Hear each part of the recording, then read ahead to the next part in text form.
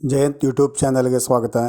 ಇವತ್ತಿನ ವಿಡಿಯೋದಲ್ಲಿ ನಾನು ಗಾಯತ್ರಿ ಮಂತ್ರದ ಪ್ರಯೋಜನಗಳು ಮತ್ತು ಮಹತ್ವವನ್ನು ಹೇಳ್ತಾ ಇದ್ದೇನೆ. ಪ್ರತಿಯೊಬ್ಬರು ಮನೆಯಲ್ಲಿ ಸಂಧ್ಯಾ ವಂದನೆ ಸಮಯದಲ್ಲಿ ಈ ಗಾಯತ್ರಿ ಮಂತ್ರವನ್ನು ಹೇಳ್ತಾರೆ, ಜಪ ಮಾಡ್ತಾರೆ ಮತ್ತು ಪೂಜಾ ಸಮಯದಲ್ಲಿ ಈ ಮಂತ್ರವನ್ನು ಕೇಳ್ತಾರೆ. ಈ ಮಹತ್ವವನ್ನು ನಾನು ಈ ವಿಡಿಯೋದಲ್ಲಿ ಹೇಳ್ತಾ ಇದ್ದೇನೆ. ಈ ವಿಡಿಯೋನ ಸಂಪೂರ್ಣವಾಗಿ ನೋಡಿರಿ, ಸ್ಕಿಪ್ ಮಾಡಲಾರ್ದೆ ನೋಡಿರಿ. ಮತ್ತು ಇನ್ನೂ ಯಾರು ಚಾನಲ್ಗೆ ಸಬ್ಸ್ಕ್ರೈಬ್ ಆಗಿಲ್ಲ ಸಬ್ಸ್ಕ್ರೈಬ್ ಆಗಿ. ಇದು ನಿಮಗೆ ಮಹತ್ವವಾದ ವಿಡಿಯೋ, ನಿಮಗೆ ಇದು ತುಂಬ ಪ್ರಯೋಜನಕಾರಿ. ಈ ವಿಡಿಯೋನ ಯಾವುದೇ ಕಾರಣಕ್ಕೂ ಸ್ಕಿಪ್ ಮಾಡಲಾರ್ದೇ ನೋಡಿ. ಮತ್ತು ಈ ವಿಡಿಯೋದಲ್ಲಿ ಗಾಯತ್ರಿ ಮಂತ್ರದ ಜೊತೆಗೆ ಮಂಗಳವಾರ ಗಾಯತ್ರಿ ಮಂತ್ರದಿಂದ ಬರುವ ಲಾಭಗಳನ್ನು ಹೇಳ್ತಾ ಇದ್ದೇನೆ.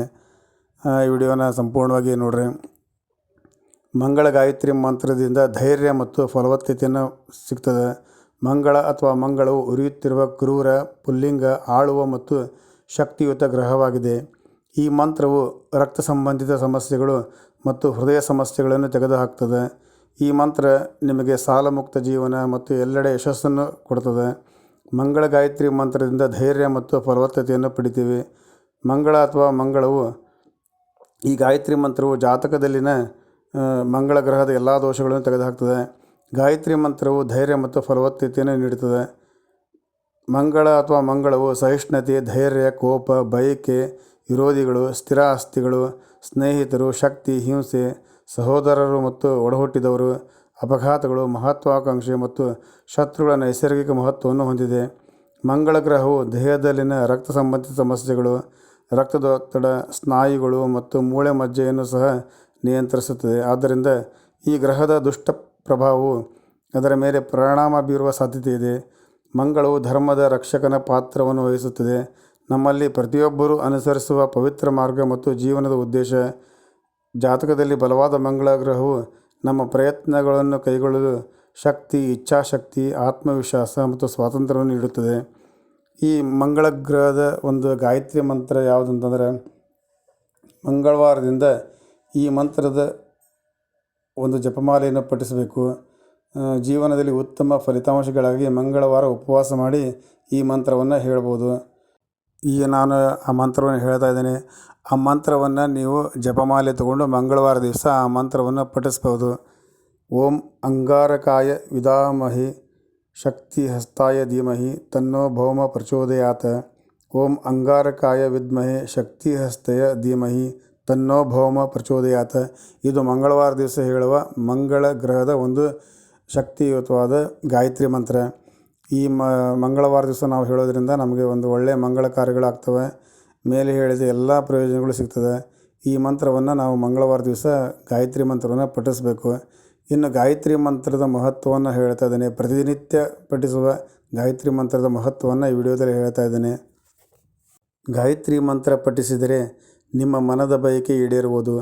ಹಿಂದೂಗಳಿಗೆ ಗಾಯತ್ರಿ ಮಂತ್ರವು ತುಂಬ ಪವಿತ್ರವಾದದ್ದು. ಗಾಯತ್ರಿ ಮಂತ್ರದಿಂದ ಹಲವಾರು ಬಗೆಯ ಸಮಸ್ಯೆಗಳನ್ನು ನಿವಾರಣೆ ಮಾಡಬಹುದು ಎಂದು ಹೇಳ್ತಾರೆ. ಗಾಯತ್ರಿ ಮಂತ್ರವು ನಿಮ್ಮ ಇಚ್ಛೆಯನ್ನು ಈಡೇರಿಸುವುದು ಎಂದು ಪ್ರತಿಯೊಬ್ಬರಿಗೂ ತಿಳಿದಿರುವಂಥ ವಿಚಾರ. ಬೇರೆಲ್ಲ ಮಂತ್ರಗಳಿಗಿಂತ ಗಾಯತ್ರಿ ಮಂತ್ರವು ತುಂಬ ಅದ್ಭುತವಾದ ಶಕ್ತಿಯನ್ನು ಹೊಂದಿದೆ.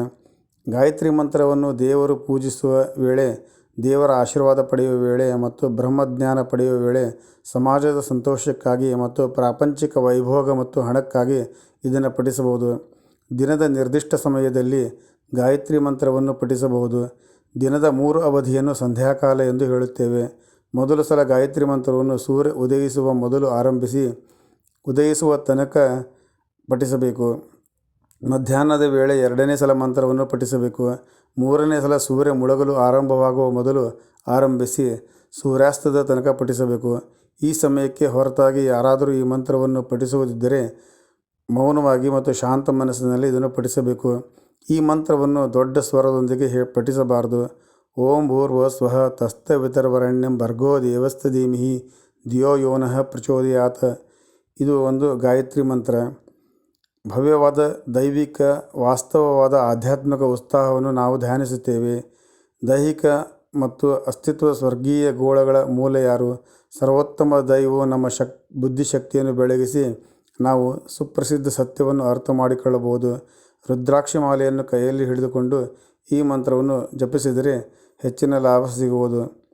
ಗಾಯತ್ರಿ ಮಂತ್ರದಿಂದ ಸಿಗುವ 10 ಲಾಭಗಳು: ಸಂತೋಷ, ಕಾಂತಿಯುತ ಚರ್ಮ, ಕೆಟ್ಟ ಆಹಾರಕ್ಕೆ ದ್ವೇಷ, ದೇವರಲ್ಲಿ ನಂಬಿಕೆ, 6ನೇ ಇಂದ್ರಿಯದ ಸುಧಾರಣೆ, ಆಶೀರ್ವಾದದ ಇಚ್ಛಾಶಕ್ತಿ, ದೃಷ್ಟಿಯು ಪ್ರಖರವಾಗುವುದು, ಮನಸ್ಸಿಗೆ ಶಾಂತಿ ಸಿಗುವುದು, ಕೋಪ ತಡೆಯಬಹುದು ಮತ್ತು ಜಾಣ್ಮೆಯು ಕೂಡ ಹೆಚ್ಚಾಗುತ್ತದೆ.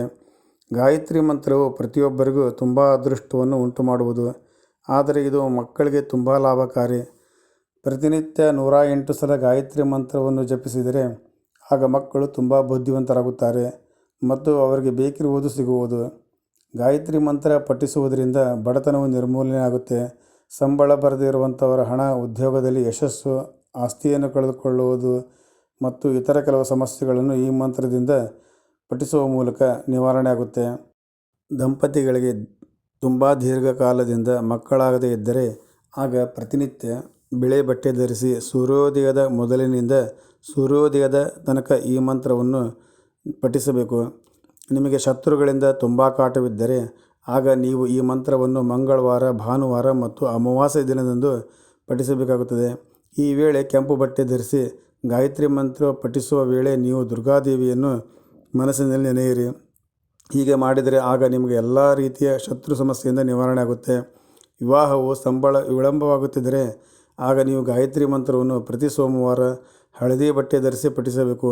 ಈ ಮಂತ್ರವನ್ನು ಪಠಿಸುವ ವೇಳೆ ನೀವು ಪಾರ್ವತಿ ದೇವಿಯನ್ನು ಮನಸ್ಸಿನಲ್ಲಿ ನೆನೆಯಬೇಕು. ಆಗ ನಿಮಗೆ ಬೇಗನೆ ಸೂಕ್ತ ಸಂಗಾತಿಯು ಸಿಗುವುದು. ದೀರ್ಘಕಾಲಿಕ ಅನಾರೋಗ್ಯದಿಂದ ದೂರವಾಗಬೇಕಾದರೆ ಆಗ ನೀವು ಮಂತ್ರವನ್ನು ತುಂಬ ಶುಭ ದಿನದಂದು ಪಠಿಸಬೇಕು. ಇನ್ನು ಗಾಯತ್ರಿ ದೇವಿ ಮಂತ್ರದ ಮಹತ್ವ ಯಾವುದೆಂದರೆ, ಗಾಯತ್ರಿ ಮಂತ್ರದ ಮಹತ್ವ: ದೇವರನ್ನು ಕುರಿತು ಧ್ಯಾನಿಸುವಾಗ ಗಾಯತ್ರಿ ಮಂತ್ರವನ್ನು ಪಠಿಸಲಾಗುತ್ತದೆ. ದೇವರ ಅನುಗ್ರಹವನ್ನು ಪಡೆಯಲು, ಬ್ರಹ್ಮಜ್ಞಾನವನ್ನು ಹೊಂದಲು, ಪ್ರಾಪಂಚಿಕ ವೈಭೋಗ, ಸಾಮಾಜಿಕ ಸ್ಥಾನಮಾನ ಹಾಗೂ ಸಂಪತ್ತನ್ನು ಪಡೆಯಲು ಗಾಯತ್ರಿ ಮಂತ್ರವು ನೆರವಾಗುತ್ತದೆ. ಗಾಯತ್ರಿ ಮಂತ್ರವನ್ನು ಪಠಿಸುವುದಕ್ಕಾಗಿ ದಿನದ 3 ವಿಶಿಷ್ಟ ಸಮಯಗಳು ಅತ್ಯಂತ ಪ್ರಶಸ್ತವಾಗಿವೆ. ದಿನದ ಈ 3 ಸಮಯ ಅಥವಾ ಕಾಲಾವಧಿಗಳು ತ್ರಿಸಂಧ್ಯಾ ಎಂದು ಪ್ರಸಿದ್ಧವಾಗಿದೆ.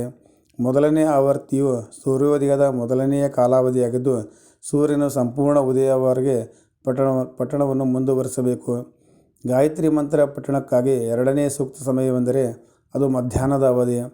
3ನೇ ಬಾರಿ ಗಾಯತ್ರಿ ಮಂತ್ರವನ್ನು ಪಠಿಸಲು ಸೂಕ್ತ ಸಮಯವೆಂದರೆ ಸೂರ್ಯಾಸ್ತಮಾನಕ್ಕಿಂತ ಮೊದಲು ಆರಂಭಗೊಂಡು ಸಂಪೂರ್ಣ ಸೂರ್ಯಾಸ್ತದವರೆಗೆ ಮುಂದುವರಿಸಬೇಕು. ಈ 3 ಸಮಯಗಳನ್ನು ಹೊರತುಪಡಿಸಿ ಬೇರೆ ಅವಧಿಯಲ್ಲಿ ಮಂತ್ರವನ್ನು ಪಠಿಸಲು ಬಯಸುವವರಾದರೆ ಪಠಿಸುವವರು ಮನಸ್ಸಿನಲ್ಲೇ ಮೌನವಾಗಿ ಪಠಿಸಬೇಕು. ಈ ಮಂತ್ರವನ್ನು ಉಚ್ಚ ಸ್ವರದಲ್ಲಿ ಪಠಿಸತಕ್ಕದ್ದಲ್ಲ. ಗಾಯತ್ರಿ ಮಂತ್ರದ ಭಾವಾರ್ಥ: ಓಂ ಭೂರ್ಭುವಃ ಸ್ವಃ ತತ್ಸವಿತುರ್ವರೆಣ್ಯಂ ಭರ್ಗೋ ದೇವಸ್ಯ ಧೀಮಹಿ ಧಿಯೋ ಯೋ ನಃ ಪ್ರಚೋದಯಾತ್. ಜಪ ಮಾಡುವ ವಿಧಾನ: ಓಂ ಭೂರ್ಭುವಃ ಸ್ವಃ ತತ್ಸವಿತುರ್ವರೆಣ್ಯಂ ಎಂದು ಹೇಳುತ್ತಾ ನಿಧಾನವಾಗಿ ಪ್ರಾಣಾಯಾಮವನ್ನು ಒಳಗೆ ತೆಗೆದುಕೊಳ್ಳಬೇಕು. ಆಮೇಲೆ ಪ್ರಾಣಾಯಾಮವನ್ನು ನಿಧಾನವಾಗಿ ಹೊರಬಿಡುತ್ತಾ ಭರ್ಗೋ ದೇವಸ್ಯ ಧೀಮಹಿ ಧಿಯೋ ಯೋ ನಃ ಪ್ರಚೋದಯಾತ್ ಮಂತ್ರ ಜಪಿಸಬೇಕು. ಗಾಯತ್ರಿ ಆಹ್ವಾನ: ಸ್ನಾನ ಮಾಡಿ ಶುದ್ಧರಾಗಿ ಸಂಧ್ಯಾವಂದನೆಯ ಪೂರ್ವಭಾಗದ ಆಚಮನ, ಪ್ರಾಣಾಯಾಮ, ಸಂಕಲ್ಪ, ಸೂರ್ಯಾರ್ಘ್ಯಗಳನ್ನು ನೀಡಿ ಗಾಯತ್ರಿ ಮಂತ್ರ ದೇವತೆಯನ್ನು ಹೀಗೆ ಆಹ್ವಾನಿಸಬೇಕು: ಪರಮಪೂಜ್ಯನಾದ, ಅತ್ಯುನ್ನತ ದೈವಿಕ ಸತ್ಯನಾದ, ಆ ಪರಮ ಆಧ್ಯಾತ್ಮಿಕ ತೇಜಪುಂಜನಾದ ಯಾವ ಭಗವಂತನು ದೈಹಿಕ ಆತ್ಮಸ್ವರೂಪದ ಹಾಗೂ ಸ್ವರ್ಗೀಯ ಆಯಾಮಗಳ ಅಸ್ತಿತ್ವದ ಮೂಲ ಕಾರಣಕನಾಗಿರುವನೋ ಅಂತಹ ಪರಮ ದೈವ ಸ್ವರೂಪಿಯು ನಮ್ಮ ಬುದ್ಧಿಯನ್ನು ಪ್ರಕಾಶಿಸಲಿ ಹಾಗೂ ತನ್ಮೂಲಕ ಆ ಪರಮ ಸತ್ಯವನ್ನು ನಾವು ಅರಿತುಕೊಳ್ಳುವಂತಾಗಲಿ. ಇದು ಗಾಯತ್ರಿ ಮಂತ್ರದ ಭಾವಾರ್ಥವಾಗಿದೆ. ಈ ಮಂತ್ರವನ್ನು ನಾವು ಪ್ರತಿನಿತ್ಯ ಸಂಧ್ಯಾವಂದನೆ ಸಮಯದಲ್ಲಿ, ತ್ರಿಕಾಲ ಸಂಧ್ಯಾವಂದನೆಯಲ್ಲಿ ಹೇಳಬೇಕು ಮತ್ತು ಪೂಜಾ ಸಮಯದಲ್ಲಿ ಈ ಮಂತ್ರವನ್ನು ಕೇಳಿದರೆ ಒಳ್ಳೆಯದು. ಈ ಮಂತ್ರವನ್ನು ಹೇಳಿ ಪ್ರತಿಯೊಬ್ಬರು ತಮಗೆ ಬರುವ ಸಮಸ್ಯೆಗಳನ್ನು ನಿವಾರಣೆ ಮಾಡ್ಕೋಬೇಕು. ಅದಕ್ಕೋಸ್ಕರ ಈ ವಿಡಿಯೋದಲ್ಲಿ ಹೇಳಿದ್ದೆ. ಈ ವಿಡಿಯೋನ ಸಂಪೂರ್ಣವಾಗಿ ಕೇಳಿರಿ. ಮತ್ತಿನ್ನೂ ಯಾರು ಚಾನಲ್ಗೆ ಸಬ್ಸ್ಕ್ರೈಬ್ ಆಗಲ್ಲ, ಸಬ್ಸ್ಕ್ರೈಬ್ ಆಗಿ. ಮತ್ತೆ ಮುಂದಿನ ವಿಡಿಯೋದಲ್ಲಿ ಭೇಟಿ ಆಗ್ತೀನಿ. ನಮಸ್ಕಾರ.